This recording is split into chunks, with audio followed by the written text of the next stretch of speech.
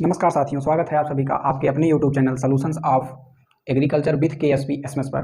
तो साथियों, जैसा कि पिछले वीडियो की जो सीरीज चल रही थी वो साथियों थी सीरीज वेरियस टाइप के फादर्स पे, यानी कि एग्रीकल्चर के रिगार्डिंग जितने भी फादर्स कंसीडर्ड होते हैं उन पे जो हमारी सीरीज चल रही थी।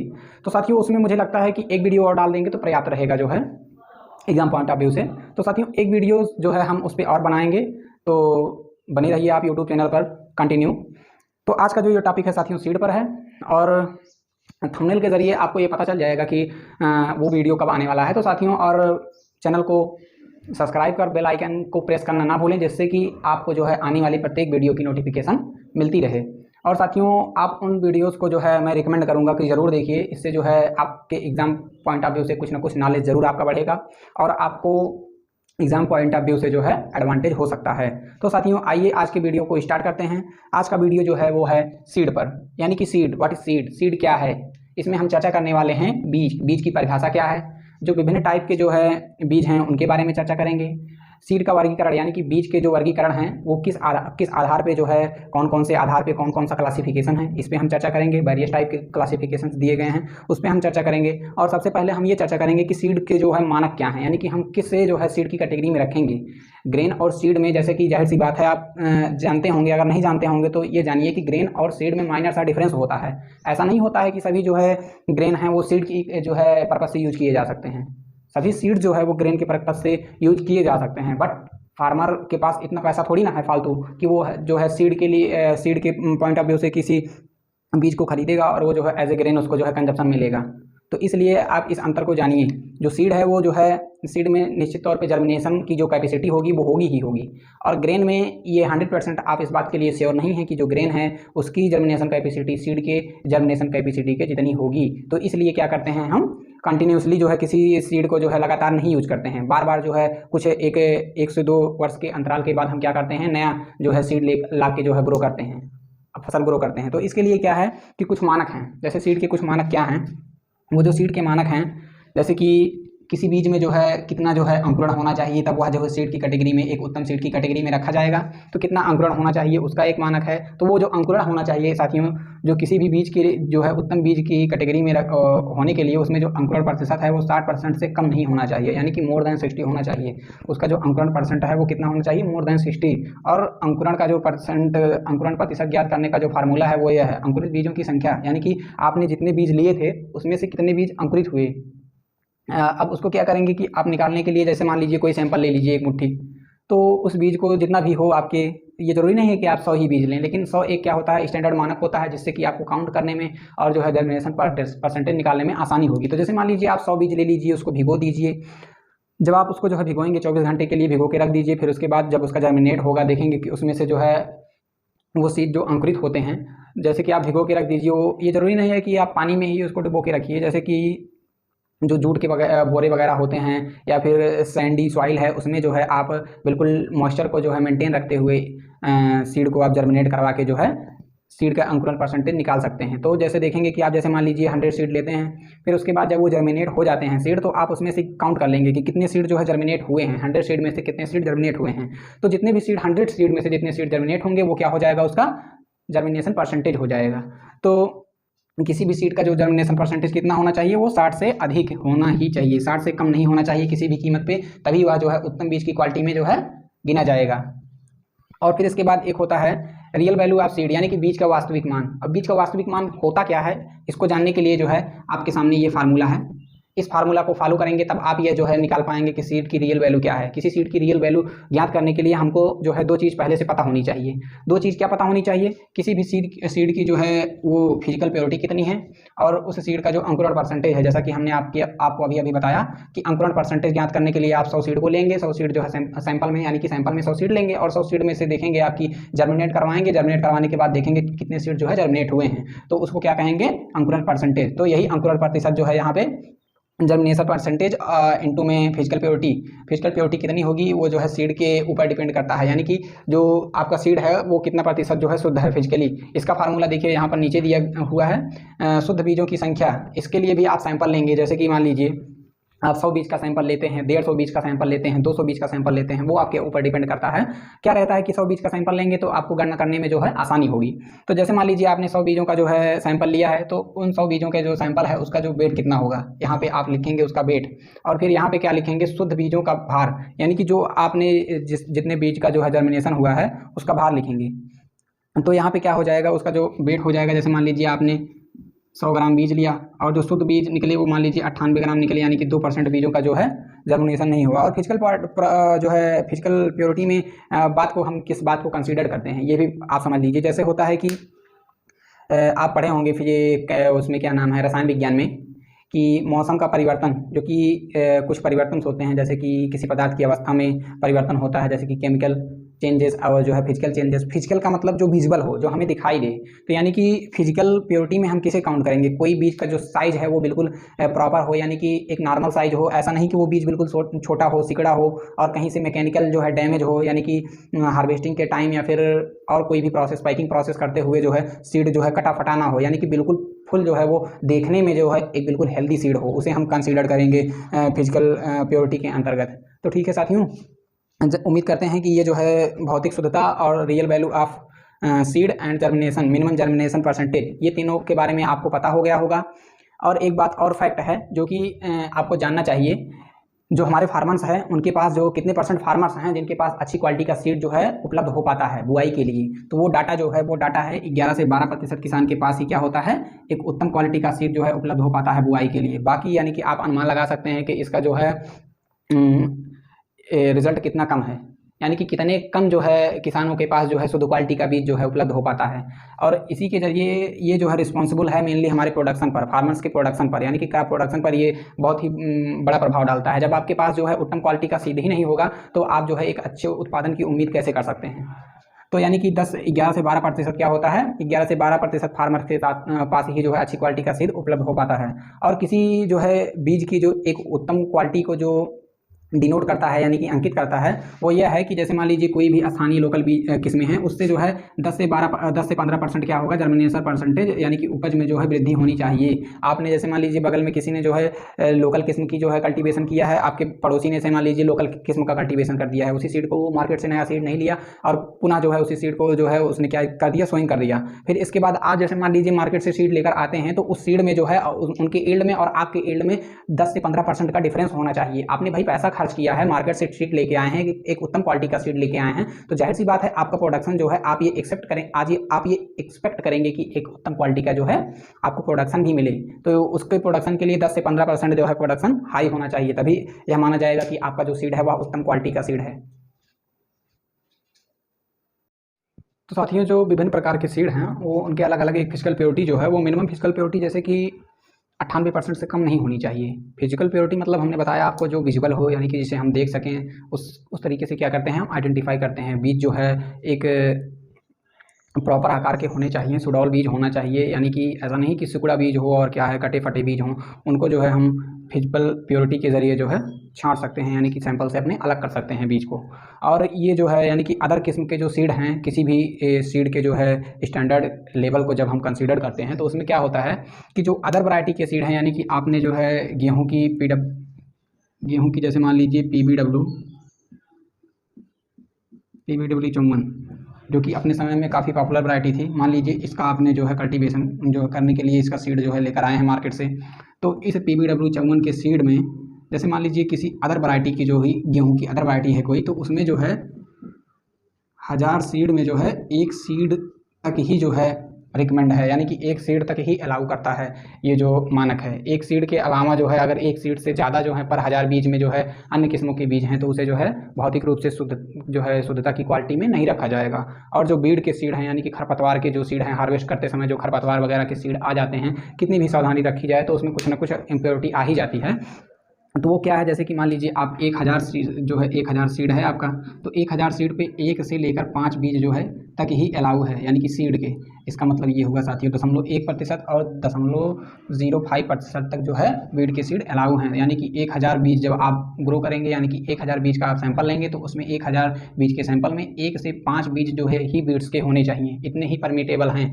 तो नेक्स्ट है जेनेटिक प्योरिटी यानी कि आनुवांशिक शुद्धता। आनुवांशिक शुद्धता साथियों हम और आप जो है मेज़र नहीं कर सकते हैं नॉर्मली। ये जो है मेज़र करने के लिए यानी कि जो सीड प्रोड्यूस करता है, यानी कि कोई वैरायटी कोई किस्म को जो है निकालता है, कोई वैरायटी जो है डेवलप करता है, जो ब्रीडर होता है और जो कंपनियां होती हैं तमाम सीड की, तो उनके द्वारा ये जो है क्लियरिफाई किया जाता है। और जो है इसका एक मिनिमम जो स्टैंडर्ड है 99% है साथियों। तमाम बुकों में 98% भी दिया होगा, बट वो स्टैंडर्ड मार्क नहीं है। एग्जाम पॉइंट ऑफ व्यू से इसे आप कंसीडर करिए कि मिनिमम जो जेनेटिक प्योरिटी होगी वो 99% होगी और जो मिनिमम फिजिकल प्योरिटी होगी वो 98% होगी। हालांकि इसमें जो है कुछ अपवाद आपको देखने को मिल जाएंगे, जैसे मान लीजिए कि गाजर के जो है बीज में 95% जो है फिजिकल प्योरिटी है तभी चल जाएगी, और क्या नाम है मक्का में और जो है भिंडी के बीज में 99% तक जो है फिजिकल प्योरिटी रिकमेंड की जाती है। तो इस तरीके के जो कुछ बीज हैं वो अलग अलग हो सकते हैं इसके लिए, लेकिन इसके लिए सबकी जो है मिनिमम जो जेनेटिक प्योरिटी होगी वो 99% से कम नहीं होनी चाहिए।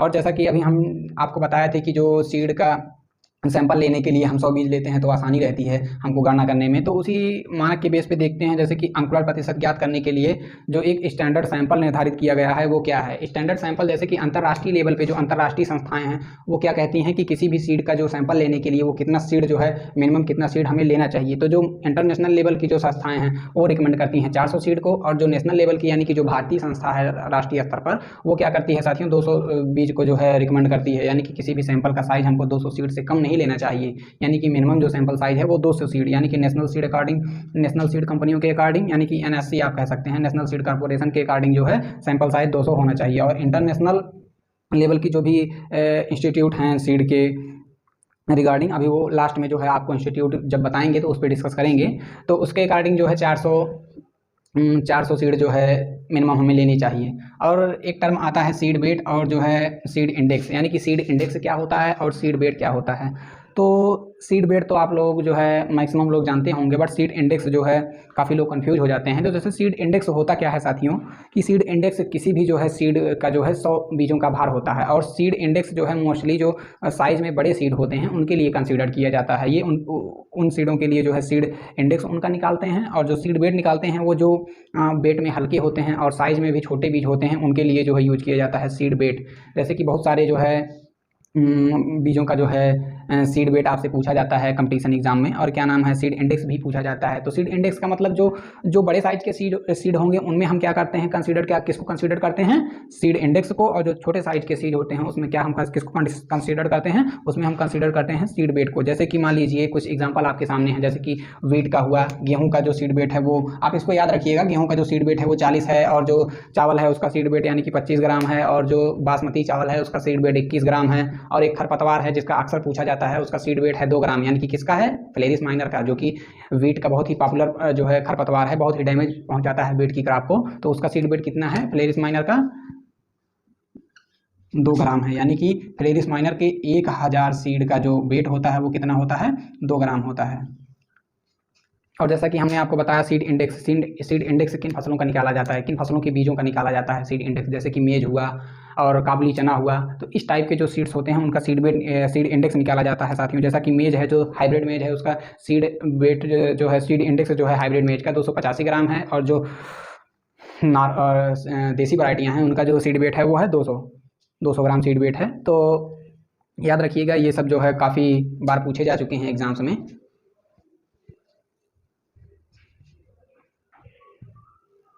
तो अभी तक हमने पढ़ा क्या है कि जो सीड के डिफिनीशन है और सीड के जो मानक हैं।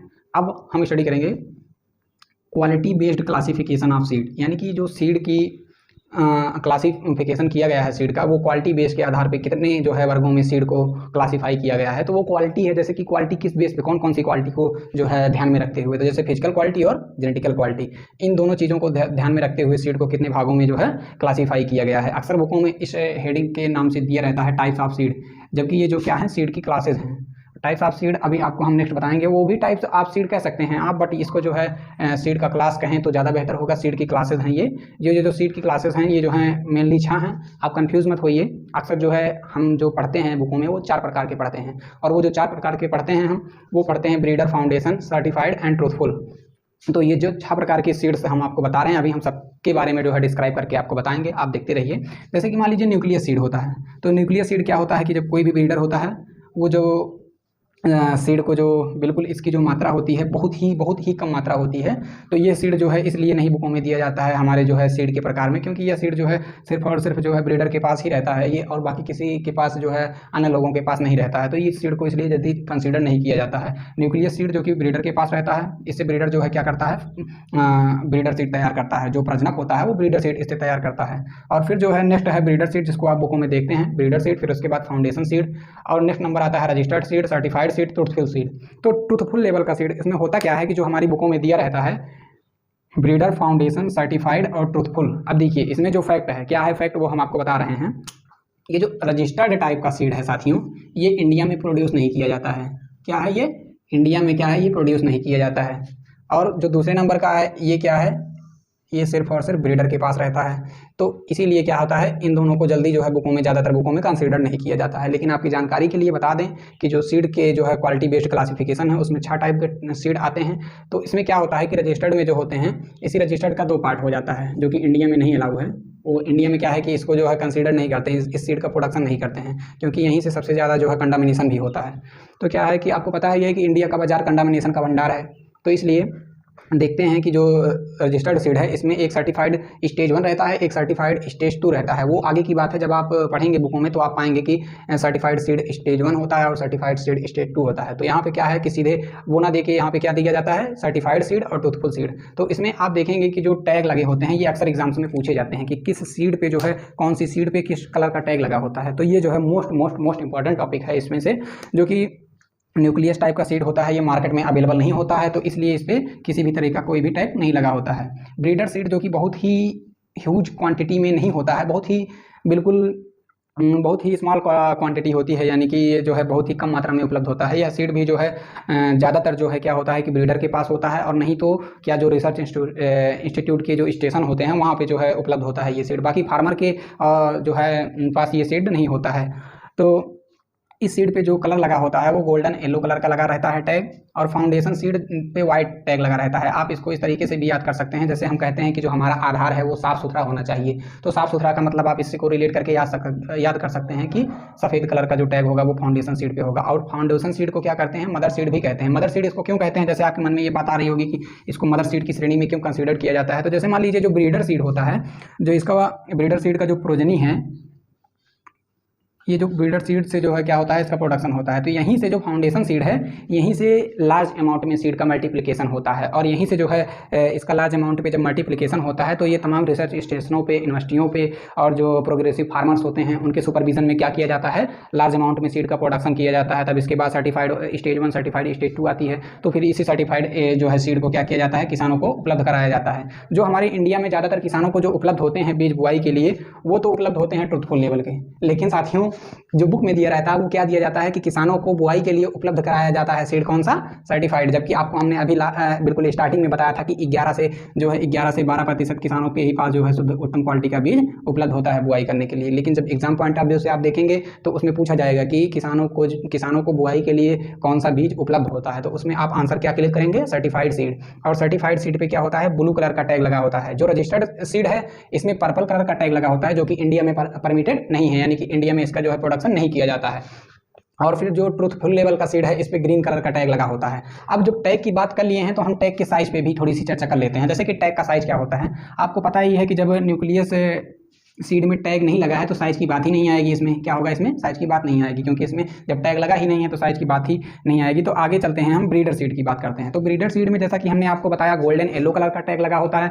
इसके लिए क्या है कि एक फार्मूला, एक ट्रिक के जरिए आप याद कर सकते हैं, आसानी होगी आपको याद करने में। देखिए साथियों, जैसे जैसे आपके सीड की क्वालिटी जो है डिक्रीज हो रही है, यानी कि जैसे जैसे सीड की क्वालिटी कम हो रही है वैसे वैसे जो है सीड के जो टैग का साइज है वो इंक्रीज हो रहा है। यानी कि जस्ट उसमें जो है क्या है, उल्टा संबंध है। यानी कि जितना ज़्यादा हाई क्वालिटी का सीड होगा उसमें जो सीड के जो टैग का साइज होगा वो क्या होगा, छोटा होगा। देखिए आप देख पा रहे हैं ब्रीडर सीड का जो साइज है वो 12x6 सेंटीमीटर का होता है, जो कि येलो कलर का होता है, गोल्डन येलो कलर का। और जो फाउंडेशन सीड का जो साइज है टैग का, वो व्हाइट कलर का टैग होता है, 15x7.5 सेंटीमीटर का होता है, और 15x7.5 सेंटीमीटर इन तीनों का होता है, फाउंडेशन का भी, रजिस्टर्ड का भी और सर्टिफाइड का। जैसा कि हम बार बार आपको बता रहे हैं, रजिस्टर्ड सीड इंडिया में प्रोड्यूस नहीं किया जाता है, और जो है न्यूक्लियस सीड ये सिर्फ और सिर्फ ब्रीडर के पास रहता है। इसलिए हम स्टडी पॉइंट ऑफ व्यू से बुकों में देखते हैं कि 4 ही टाइप के सीड जो है दिए रहते हैं, ब्रीडर, फाउंडेशन, सर्टिफाइड और ट्रूथफुल सीड दिए रहते हैं। अब बात करते हैं जो पर्पल कलर का टैग होता है रजिस्टर्ड सीड पे, इसका साइज कितना होता है 15x7। और जो सर्टिफाइड सीड है ये जो है 15x7.5 का होता है। और जो ट्रूथफुल लेवल का जो सीड है इसमें जो है टैग का साइज कितना है 15x10। अगर ऐसे पूछ लिया जाता है कि आप जो है सभी क्लासें दे दी जाती हैं तो उससे पूछ लिया जाता है कि सबसे जो है कम जो है शुद्धता किस सीड में पाई जाएगी, यानी कि किस टाइप के सीड में सबसे कम शुद्धता होगी, तो सबसे कम शुद्धता वाला सीड क्या होता है, ट्रूथफुल लेवल का सीड होता है। इस सीड को जो प्रोग्रेसिव फार्मर्स होते हैं वो जो कंपनियां क्या है अपनी सुपरविजन में जो है इसको ग्रो करवाती हैं और इसका फिर मल्टीप्लिकेशन करती हैं।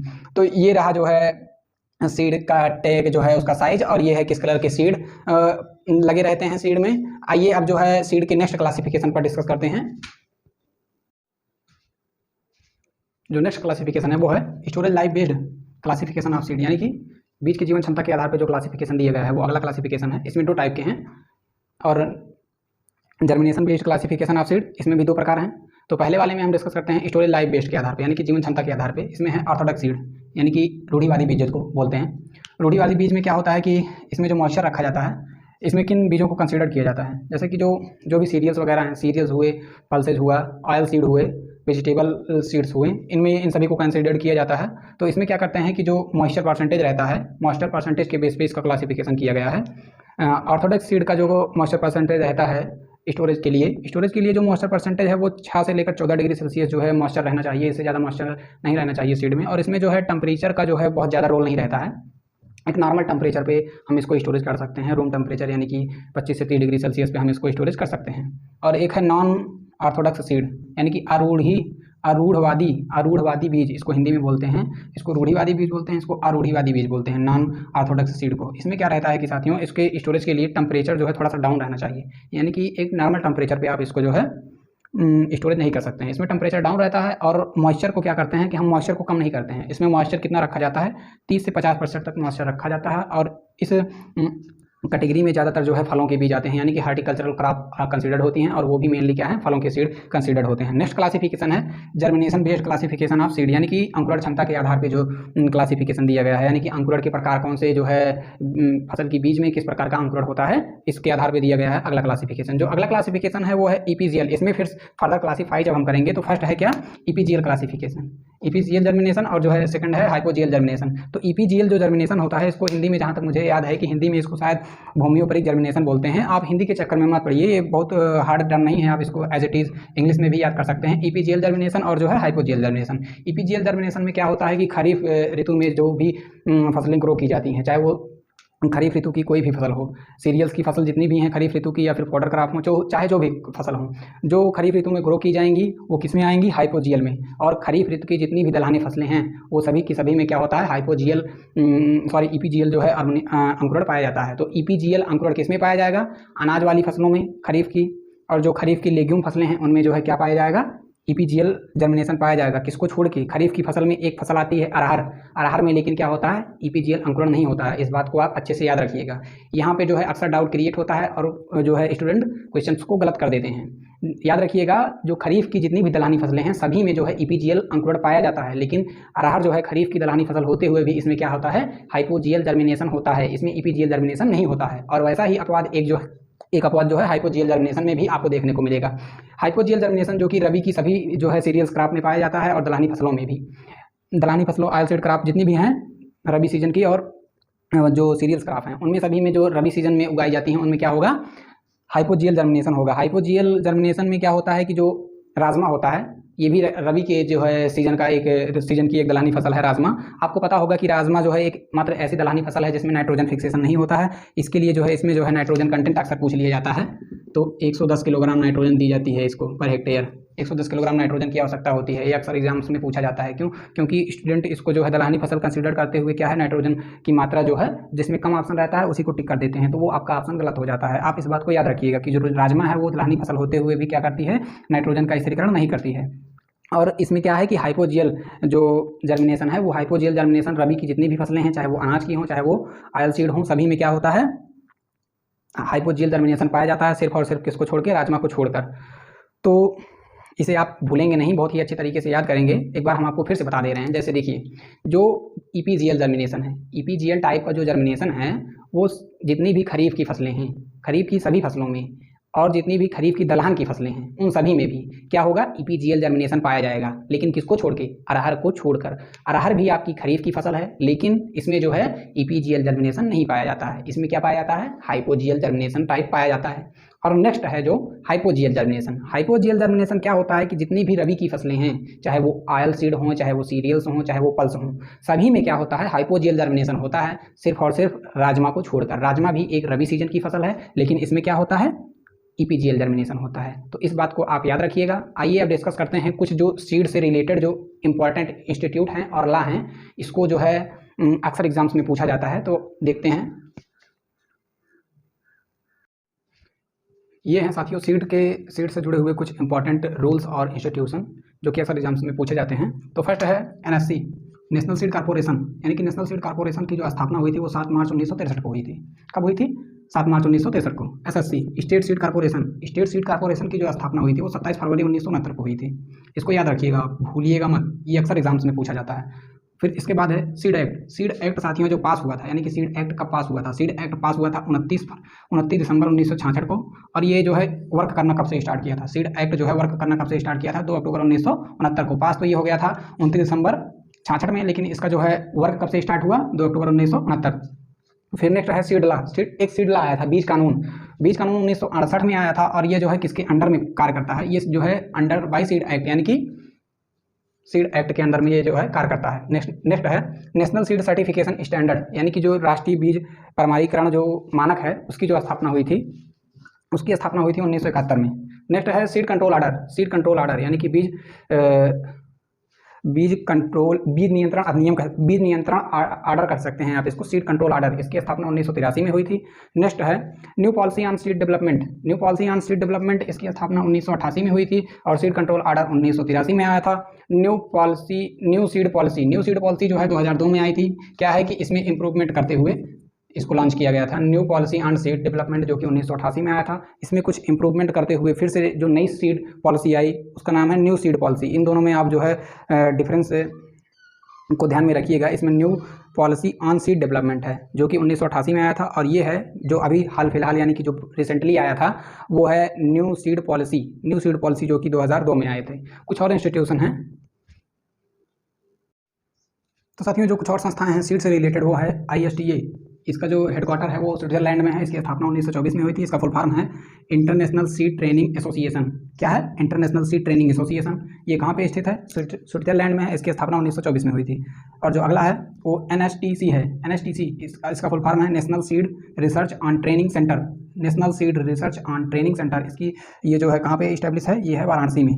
और नेक्स्ट है डायरेक्टरेट ऑफ सीड रिसर्च जो है ये कब स्टार्ट किया गया था, 31 दिसंबर 2004 में। और ये कहाँ पे स्टार्ट किया गया था, ये यूपी में मऊनाथ भंजन जो एक प्लेस है, वाराणसी से लगभग 120 किलोमीटर दूर है। तो वहाँ पे मऊनाथ भंजन प्लेस पे जो है इसको स्टार्ट किया गया था यूपी में।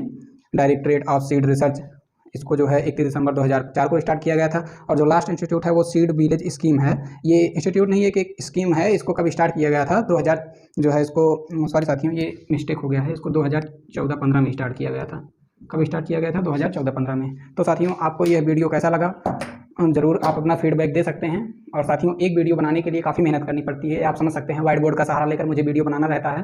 तो साथियों मैं आपसे ये कमिटमेंट करता हूँ कि वीडियोज़ की संख्या कम हो सकती है, बट जो भी वीडियो बनाएंगे हम आपको पूरी से ज़्यादा जो क्लेरिफाई होगा वो करने की कोशिश करेंगे। और टॉपिक को एक समराइज फॉर्म में आपको उपलब्ध करवाने की कोशिश करेंगे कि जैसे कि आप जो है आपको भटकना ना पड़े, एक जो है स्थान पे कई सारे इंस्टीट्यूट, टॉपिक और उससे रिलेटेड जो भी फैक्ट हैं वो जो है प्रोवाइड करवाने की पूरी मेरी कोशिश रहेगी। तो साथियों आपको ये वीडियो कैसा लगा, अगर आप लास्ट तक चैनल पे बने हुए हैं और आपने लास्ट तक वीडियो देखा है तो आप अपना फीडबैक अवश्य दें। साथियों मिलते हैं अगले वीडियो में, तब तक के लिए नमस्कार, जय हिंद।